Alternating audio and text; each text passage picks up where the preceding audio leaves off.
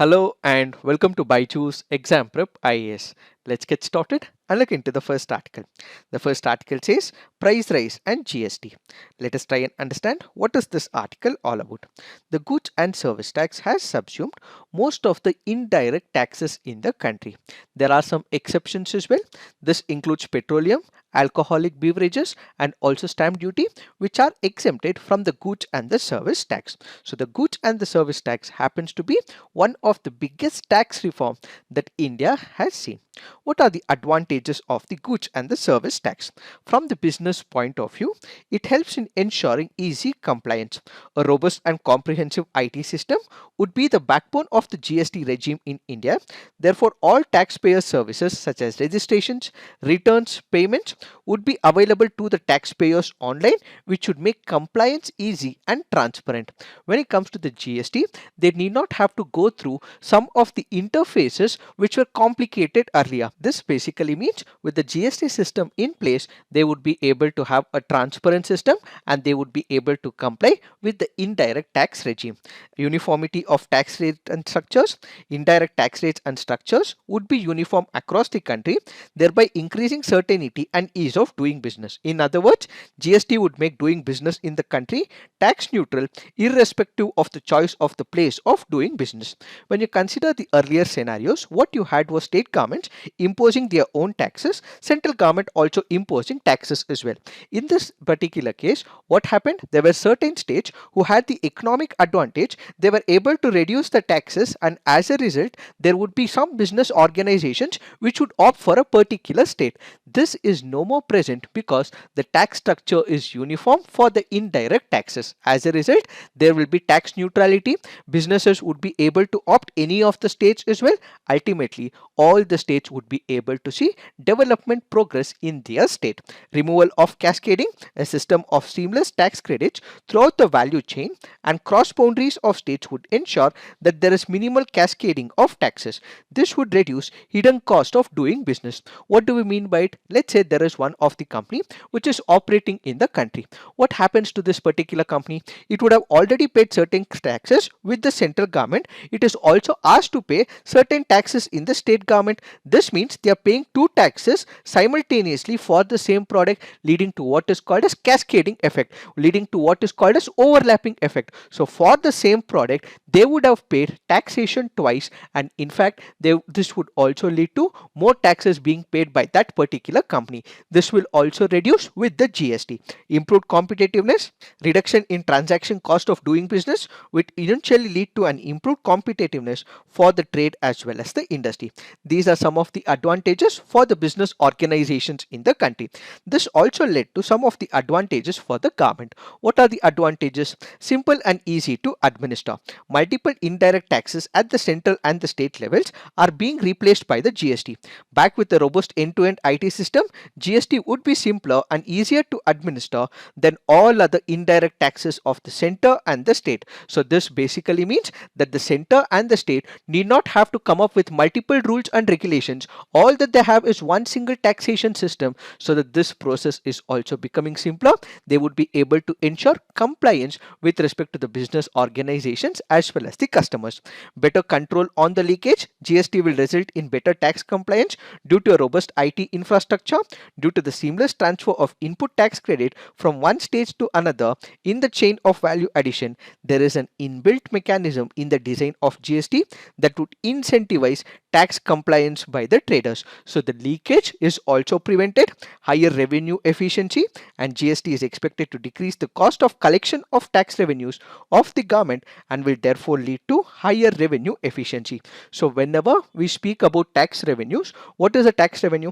It is the amount that the government is expecting via the taxation. However, the government also has to spend as well. For example, it has to recruit officers, so it also has to spend some money to ensure that certain amount of money is given to the government. But with this tax compliance GST in picture, the amount of expenditure is comparatively reduced and revenue is boosted. These are some of the advantages with respect to what is happening for the businesses as well as the government. However, this year, that is 2022 marks the 5th year of completion of the GST. There are multiple issues surrounding the GST. One, there are different types of slabs. For example, 0%, 18%, 15%, 28%, so on and so forth. What are the various impediments when it comes to the GST structure? What are the various issues with respect to the GST Council? What are the various concerns shown by the state governments? All this will have to be looked into. So a ministerial group of the GST Council under the Karnataka Chief Minister Basavaraj S. Bommai was tasked to suggest immediate changes as well as roadmap for short and medium term changes to the GST tax structure. So because there have been some impediments, because there have been some concerns, because there are various issues concerning the GST and its implementation, one of the council groups have been appointed to look into all the impediments surrounding the GST. In the past 4 years, when it comes to the business organizations, they have also voiced concerns as well. What are these concerns? When you consider the tax slabs, what do we have? We have 0%, we have 5%, we have 12%, we have 18%, and we also have 28%. Apart from these slabs that we have, the central government also imposes cess on certain product. So the business organizations are asking, why is that this cess is being imposed on some of the goods like the sin goods? While you're already imposing about 28% taxes, why are you imposing extra amount, which is the major concern voiced by the business organizations? Then there are precious stones and diamonds where special lower rates are also imposed as well. Added to it, the business organization also feels that this is not goods and service tax, but instead it is not a good and a simple tax, say the business organizations. So the business organizations currently say that there are large number of slabs that are present, the complex structure that is present in the GST, which should have either simplified this process, it should have made the goods and service tax simpler, but that is not the case. So there has to be a revamp when it comes to the business organization's viewpoint is the first major concern. Now let's look at the concern from the government perspective. What exactly is happening? The success of a tax rate in a particular system lies in the simplicity and the taxpayer's ability to navigate into the website and pay the taxes. A pragmatic tax system also can lose the sheen if the procedure of this particular system is quite complicated. Therefore, the most emphasized point of taxation is certainty and simplicity. But what is happening in the present structure? This particular structure, which should have simplified the tax structure, has itself become quite complex. So the first important parameter from the government perspective is that this complex structure will have to be simplified. So it has been more than 4 years, so we do not know where and how it has to be reiterated, because in some provisions there are lot of issues, some notifications we do not understand, and it has also become a complex job for the lawyers, tax officials and other professionals, and even for the common taxpayer as well. So when it comes to the GST Council as well, they keep updating every now and then.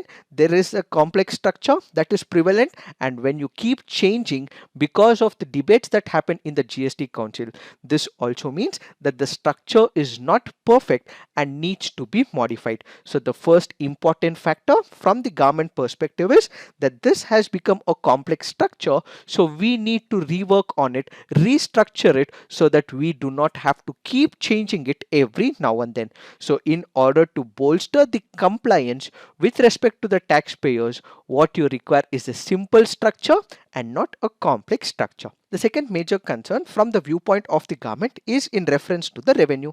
What exactly is happening? For the past few years, we were expecting that the revenue would increase, but unfortunately, the revenue is not increasing. The states have become the major sufferers. The union budget for 2018 and 19 estimated receipts to be of the tune of 7.43 lakh crore, but the actual collections were just 78% of this particular amount. What was expected was about 7.43 lakh crore as revenue, but what we generated was only 78% of this expected revenue. While the shortfall between the budget estimates and the actual collections reduced significantly in 2019 and 20, the budget estimates itself saw a significant downward revision to about 6.63 lakh crore. In fact, the budget estimate numbers for GST collection in both 2020 and 21 and 21 and 22 are still lower than the 2018 and 19 numbers. So if you look into the GST collections, what we are witnessing is a constant drop, and this basically means that the center will also have to rework on its revenue generation structure, understand why we are not able to generate enough amount of revenue from this GST structure, and further simplify the process so that people are able to comply by it. The third major concern is with respect to the states. When we speak about the GST, what exactly happens? The state have given up their powers to the taxation in the indirect regime. So everything has been taken up by the central government. So states had agreed for the GST implementation. They also knew that during this particular period, they also have to let go some of the share of their taxes. But the central government promised to compensate them. They also said, for all the revenue that has been foregone, for all the revenue that you have let go, we would be paying the money with the implementation of the GST. But 2020, we had the nationwide lockdown, then we had COVID-19 crisis, and during this particular crisis, it was the health sector which was hit.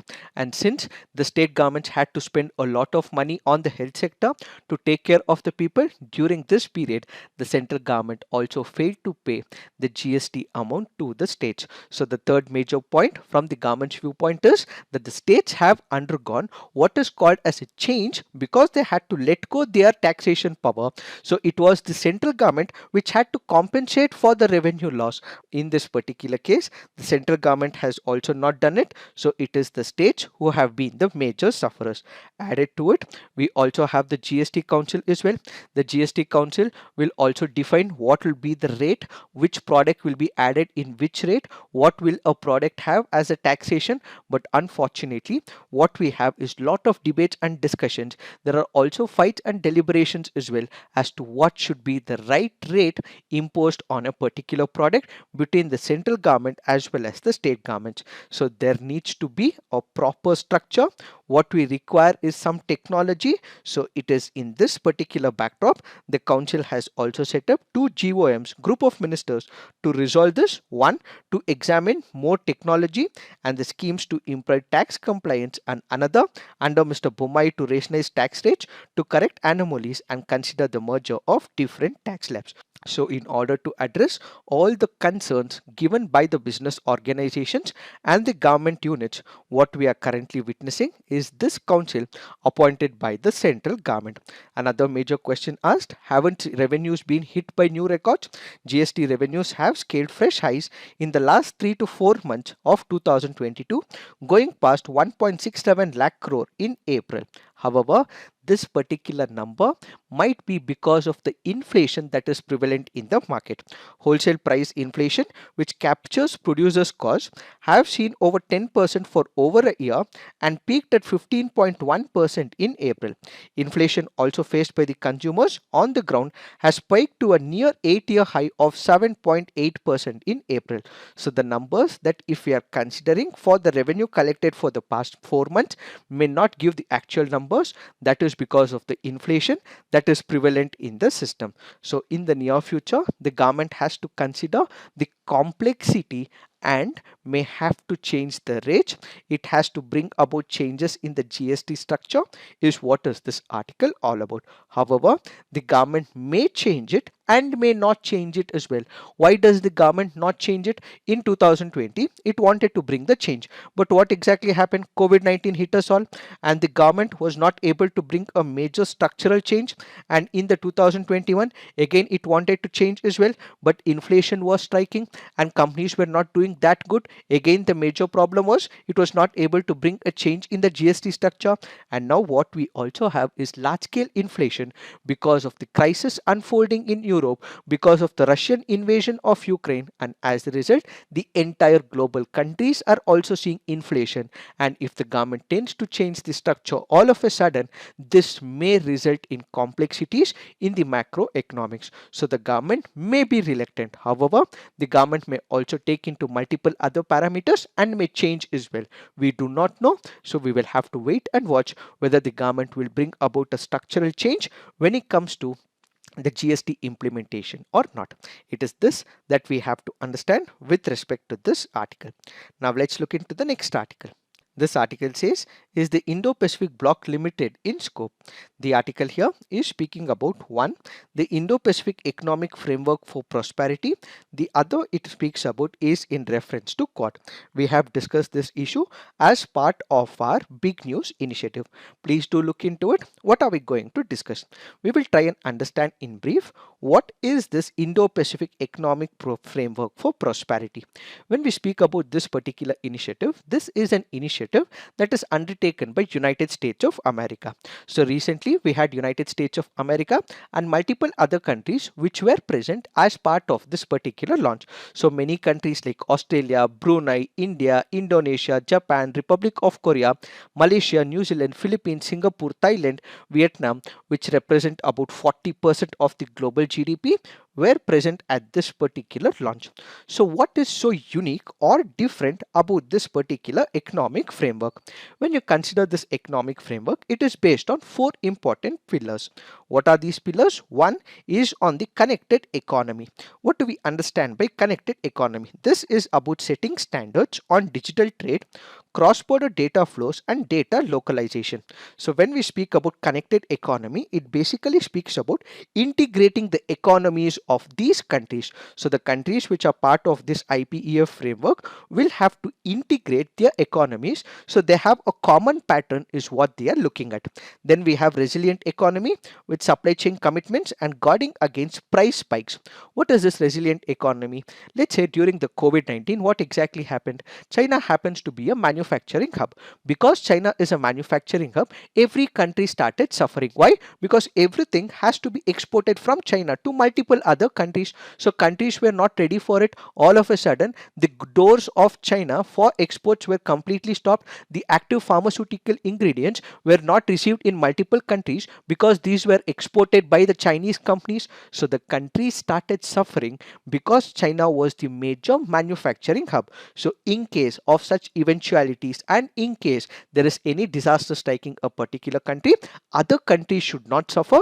So what we require is the resilient economy. So the second pillar of this framework is the resilient economy. The third is about clean economy with commitments on clean energy, decarbonization and infrastructure to cut emissions. We know for the fact that climate change is impacting every one of us.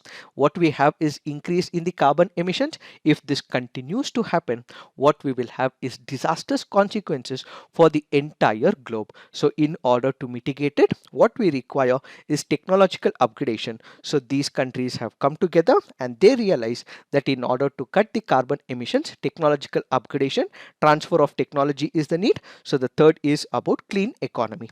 Fourth is about fair economy in terms of enforcing regimes that cut down on money laundering and corruption and ensure fair taxation. So this is to reduce the corruption in that particular country and also ensure that these multinational companies do not evade the taxes but instead pay taxes in the country that they are operating. So this happens to be one of the framework which is based on all these important pillars. So when we speak about this framework, it is not about reducing the taxes, it is not about market access, it is not about enforcing certain things, but it is basically about a certain standards that all countries will have to follow. So it does not speak about market access, it does not speak about reducing the tariffs in a particular country. So if a country wants, they can choose only connected economy, resilient economy, clean economy, fair economy. So it on the basis of its own interest would be able to have a standardized pattern. So it is no more about market access. It is not about lowering down the tariffs, which is the taxation in a particular country. Instead, parties to this particular framework will only have to select what they want and they can stick to the standardized framework. Why is the United States of America promoting this particular bloc? That is because earlier what we had is Pivot to Asia, one of the programs of United States of America. We also have United States of America under Trump administration, which also withdrew from the Trans-Pacific Partnership in order to make sure that United States of America's presence is present in Asia. they have taken up this initiative. Added to it, when you consider United States of America, it is not part of the regional comprehensive economic partnership, but China is making a lot of inroads when it comes to economic activities in the Asian region. It also includes the Asia Pacific region, and when it comes to China, they've already made inroads. United States of America is not part of any of the economic partnership, so United States of America wanted to make its presence felt, which is why it has taken up this initiative. Under this initiative, you also remember, we do not have China, so United States of America can dictate what it wants to as part of this particular framework. So the IPEF is a testimony to the Asian vision of the United States of America, and its agenda is to tackle an aggressive China. But why is India part of this framework? That is because it wants to be part of the greater Asian plan. We have United States of America which has taken up this particular plan. India wants to be supportive of this particular plan because India is also part of Quad as well. So in order to give boost to the security and economic prosperity in the Indo-Pacific region, India did not want to be let off, which is why it is part of this initiative. We have also discussed in the past as well that when it comes to RCEP, India did discuss a lot when it comes to the RCEP, but eventually it did not become part of RCEP. Why? Because it felt that there were more disadvantages if we join the RCEP rather than the advantages, which is why number of countries called India a protectionist country. But in order to take this tag off, India has joined this agreement. Joining the IPEF has been another significant initiative by India to express its willingness to expand, explore and innovate trade relationship with the spirit of multilateralism. To further give the boost to multilateralism and its principles, India has joined this agreement.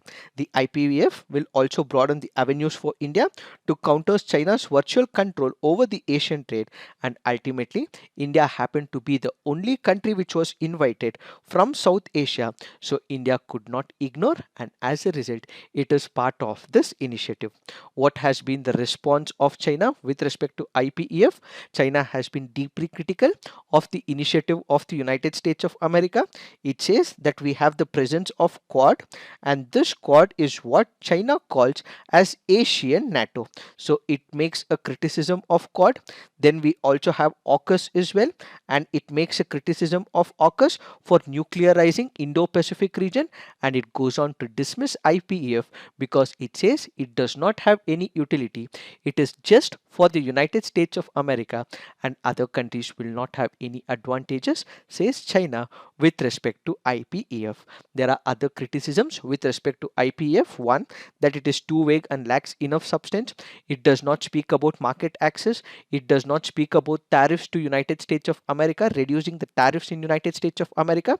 So this is basically a program of United States of America to make its presence in the Indo-Pacific region, which is why this initiative has been taken, are some of the criticisms with respect to this initiative. But for the rest of the analysis, you can look into our big news video where we have discussed about Quad and this framework.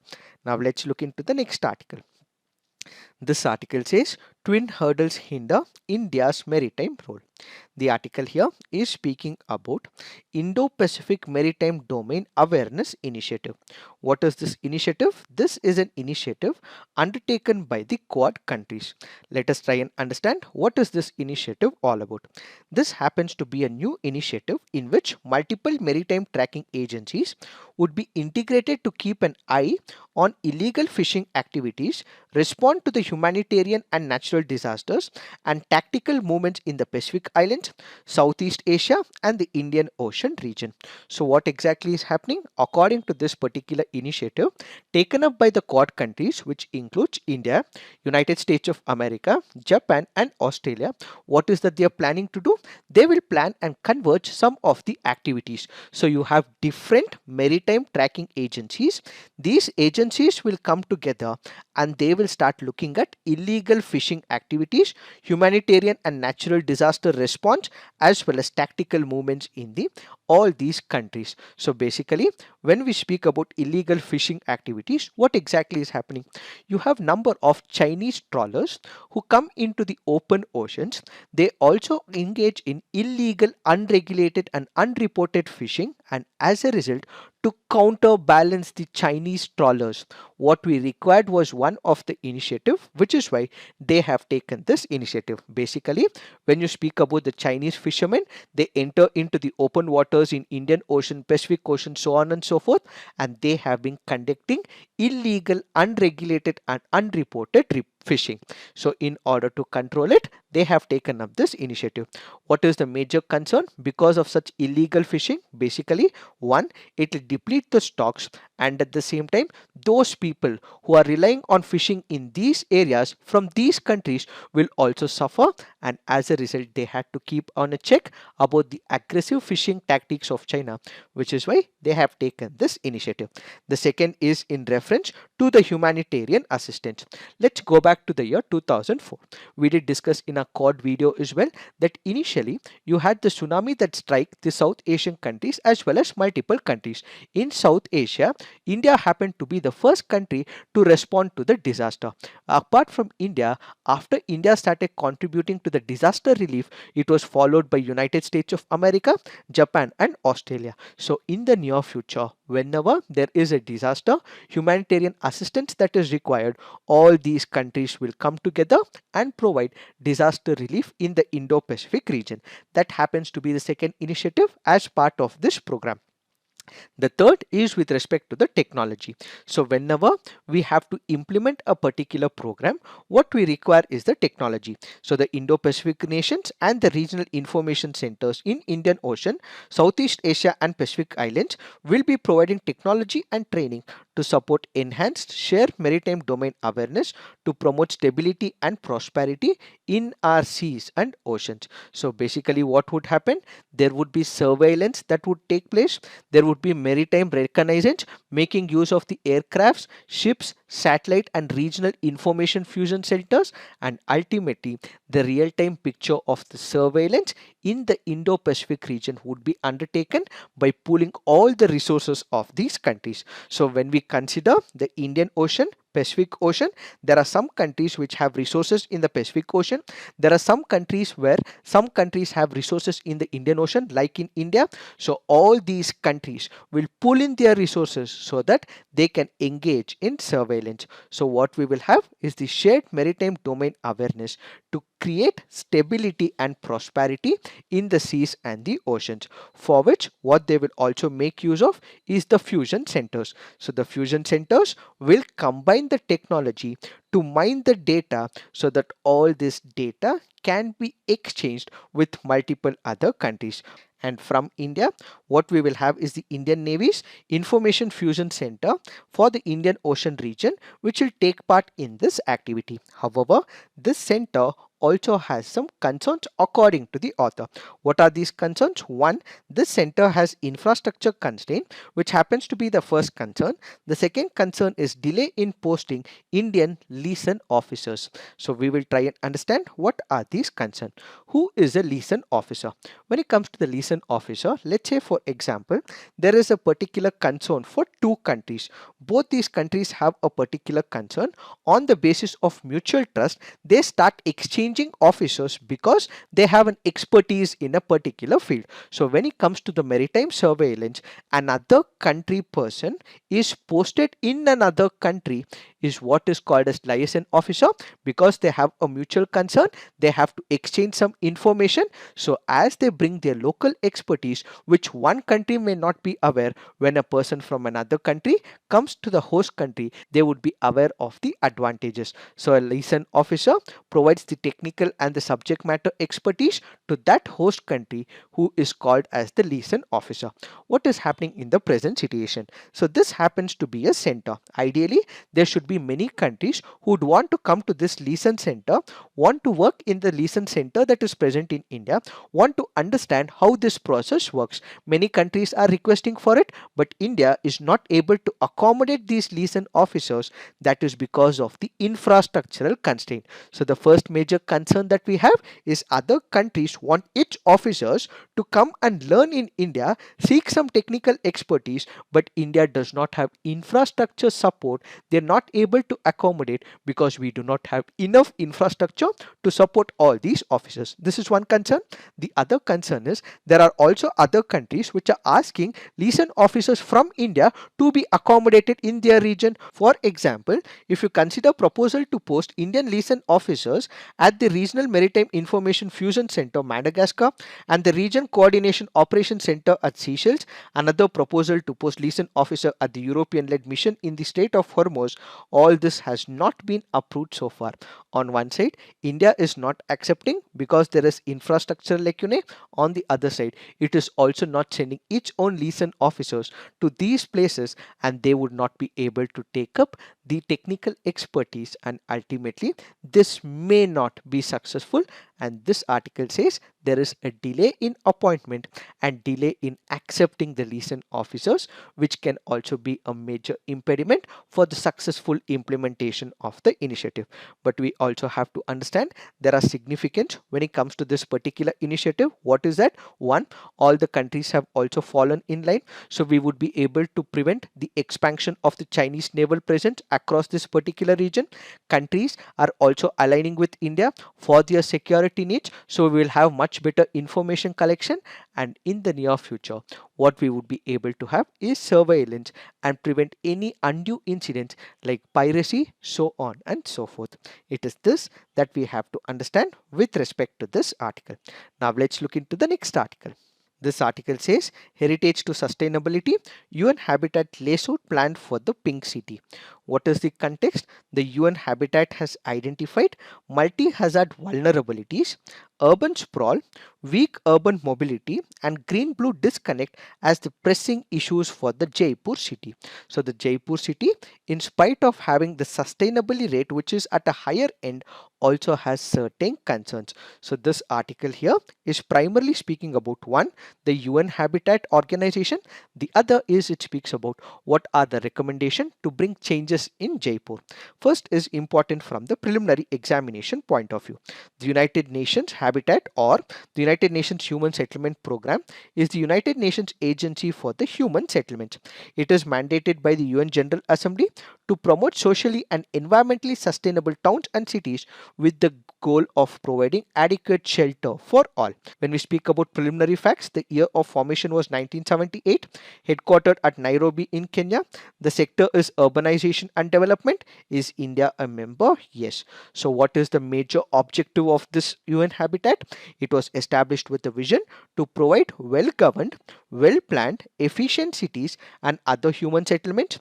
These settlements would have adequate housing and infrastructure along with enough basic necessities like water, sanitation and electricity. So providing all these basic amenities is part of the objective of the UN Habitat.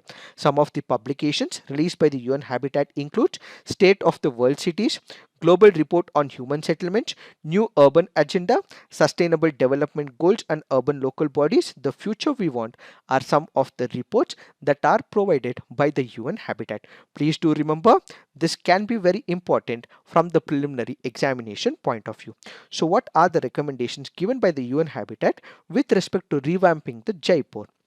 When it comes to Jaipur, there are certain impediments. So what this article currently goes on to say that experts have identified some of the urban sectors where there has to be attention which has to be paid, and the recommendations that they have given is to increase the green cover, strengthen the urban biodiversity, enhance the quality of life for the citizens. And when it comes to the transportation sector, there are very less number of buses, there is poor route delineation as well, and as a result there has to be fair integration for different modes of transport, and this would make movement convenient and reduce the traffic and vehicle emissions. And this further goes on to say there are about 800 dry wells in Jaipur's walled city which could be used as rain harvesting structure. So this would raise the water table, mitigate the urban floods that are taking place in Jaipur, and this will also ensure effective utilization of the water resources which Jaipur is witnessing, because Jaipur, when during the summer, it may also face drought like conditions, and it may also see urban floods in certain areas as well. So to prevent it, what we have to effectively make use of is the dry wells in this particular area. Added to it, Jaipur's urban greenery is concentrated towards the city center with the Central Park, Ramnivas Garden, Deer Park, golf club situated there, while newly developed areas lack green cover, generating the urban heat island effect, disrupting the biodiversity. So in order to prevent it, we have to increase the green cover, promote the biodiversity, and also start eco trials in this particular area, and we have to plant more trees along the natural drainage channels along the railway tracks to prevent urban heat island effects, is what is this article all about. Now let's look into the mains practice questions. Evaluate the success of goods and service tax and examine if there is need for the government to restructure India's goods and service tax. Next question. With Asia already having major trade agreements in place, how is the Indo-Pacific economic framework for prosperity different? So please write all your answers on the comment section. If you wish to upload an image, you can also visit our website, write an answer and upload an image as well. So this is it for today. Thank you for watching. All the best.